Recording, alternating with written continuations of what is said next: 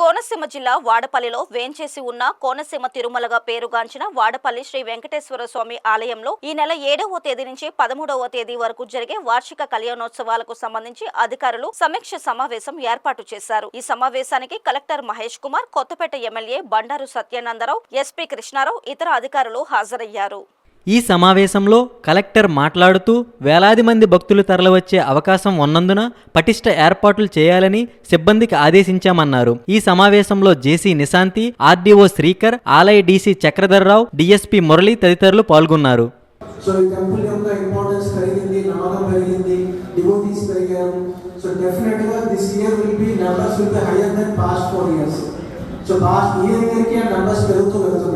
So డెఫినెట్గా మనకి ఏవైతే ఇబ్బందులు వస్తాయని అనుకుంటున్నామో వాటన్నిటిని ముందుగానే గ్రహించి దాని ఇబ్బందులు క్రియేట్ అవ్వకుండా దానికి కావాల్సిన వసతులు ఏర్పాటు చేయాలి.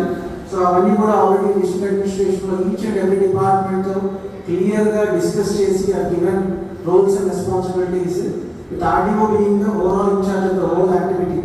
సో ఆర్డీఓ గారు so I'll just speak for 2 to 3 minutes and I want RDO to brief the preparedness of each department. So each department, the revenue side, drinking water, toilets, EPDC, electricity department, the ports of the post department, the water చేసుకోవాలి, fisheries department, and even we need our sanitation activities. So food preparations ఉంటాయి, food inspectors కావాలి.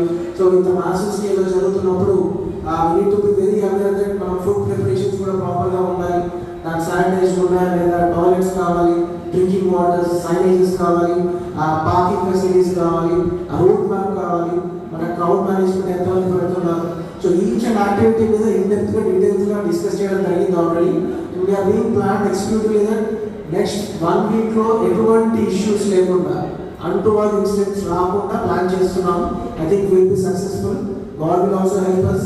So దేవుడు కూడా మాట్లాడే ఉన్నాడు.